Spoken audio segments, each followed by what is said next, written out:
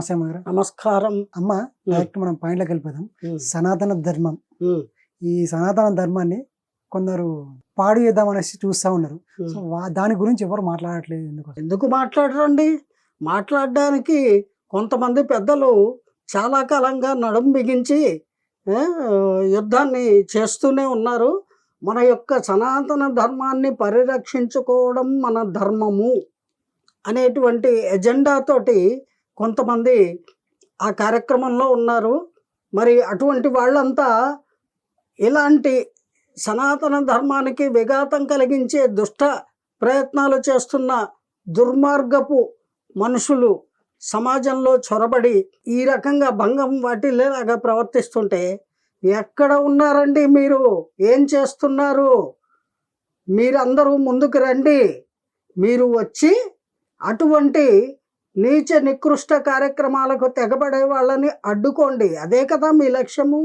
మరి అటువంటప్పుడు ఎక్కడ ఉన్నారు? రండి. ఇప్పుడు కాకపోతే ఎప్పుడు వస్తారు? ధర్మానికి భంగం వాటిల్లినప్పుడే వచ్చి అడ్డుకోవాలి.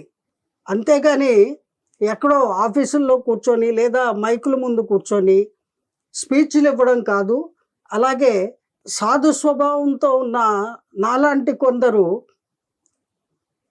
మానవత్వంతో మాట్లాడుతున్నప్పుడు మమ్మల్ని బెదిరించడము, లేదా మీరు మన మతానికి మన ధర్మానికి విరుద్ధంగా ఇతర ధర్మాలను ఇతర మతాలని మీరు మానవత్వంతో మరోటో మంచి తత్వంతో గౌరవిస్తూ మాట్లాడుతున్నారు. అందులో తప్పేముందో నాకు అర్థం కాలేదు. Humanity, human quality. Please note this point. అందరూ గుర్తుపెట్టుకోవాల్సిన అంశము. Irrespective of religion, irrespective of cost, ఇది ప్రతి మానవుడిలో ఉండవలసినటువంటి న్యాచురల్ స్వభావము.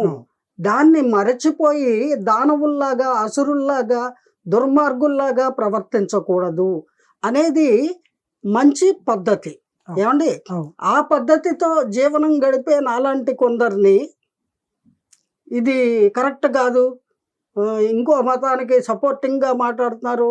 ఏ మతాలు ఎవరివి వారివి, కానీ బేసిక్గా మనందరం భారతీయులం, మనుషులము.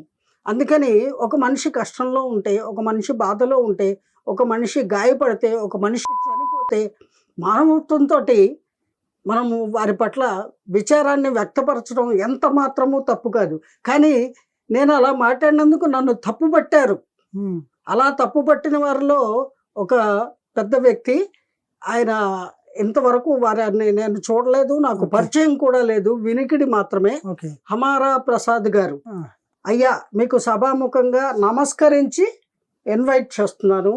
మీరు దయచేసి మీరు మీలాంటి మరికొందరు పెద్దలు ఈ జరుగుతున్న దారుణమైనటువంటి అంశాలని ఎదుర్కొనే ప్రయత్నం చేయండి.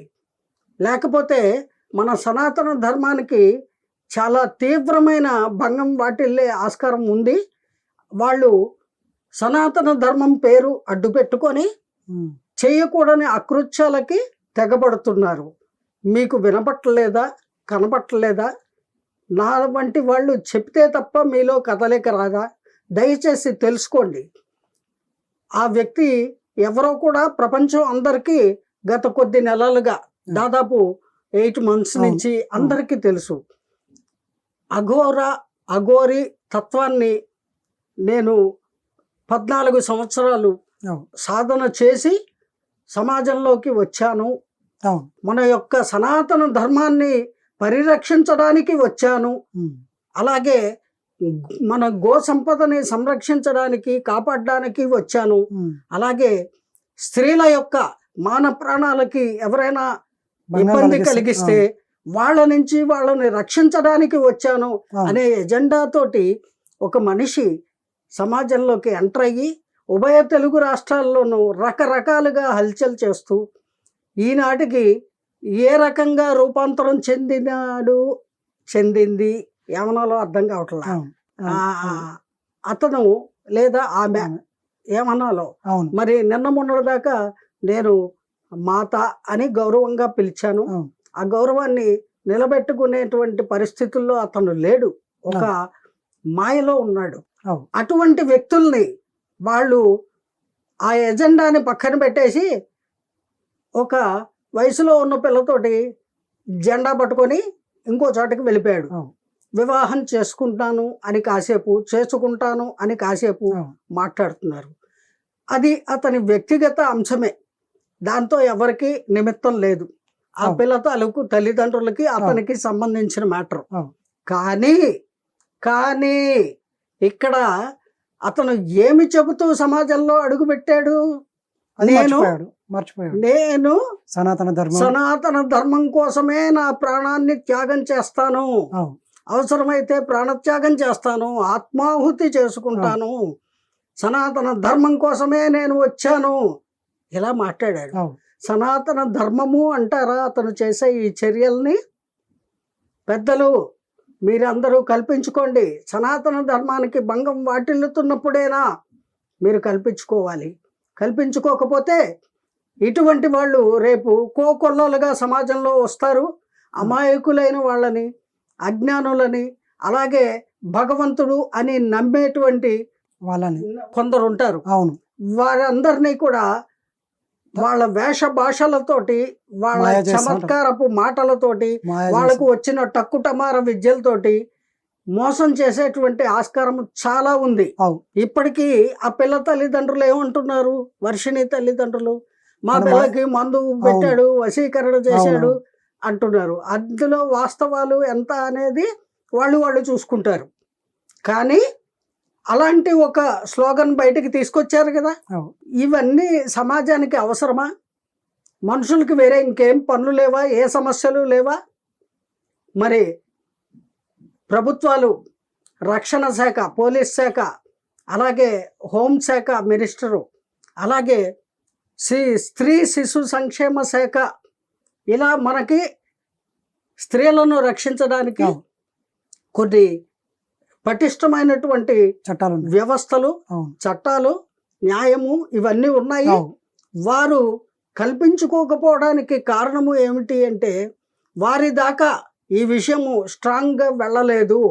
మరి మీ గళము ఓపెన్ చేయండి, మీ గొంతెత్తి ఎలుగెత్తి సనాతన ధర్మాన్ని పరిరక్షించడానికి ఇప్పుడు బయటికి రండి. ఎక్కడ ఉన్నారండి? రండి, వచ్చి ఈ జరుగుతున్న అన్యాయాలు, అక్రమాలు, ఈ సనాతన ధర్మానికి భంగం వాటిల్లే కార్యక్రమాలని చేస్తున్నటువంటి వ్యక్తుల్ని మన ప్రభుత్వానికి ఒప్పచెప్పండి. అది మీరు చేయవలసిన పని. అందుకోసమే ప్రజలందరూ కూడా ఎదురు చూస్తున్నారు. దయచేసి ఈ అంశాన్ని మీరు గ్రహించండి. ఎవ్వరూ అన్యదా భావించవద్దు. నిజాన్ని నిర్భయంగా మాట్లాడడానికి ఎవరికైనా హక్కు ఉంది.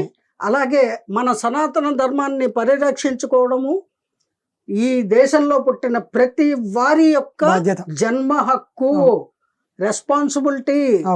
అంచేత దానికోసమే జీవనం గడుపుతున్నాము అన్న అమారా ప్రసాద్ గారు వంటి పెద్దలు రండి. ఎక్కడున్నారండి? ప్లీజ్ రండి సార్, వచ్చి కాపాడండి. సమయం వచ్చేసింది.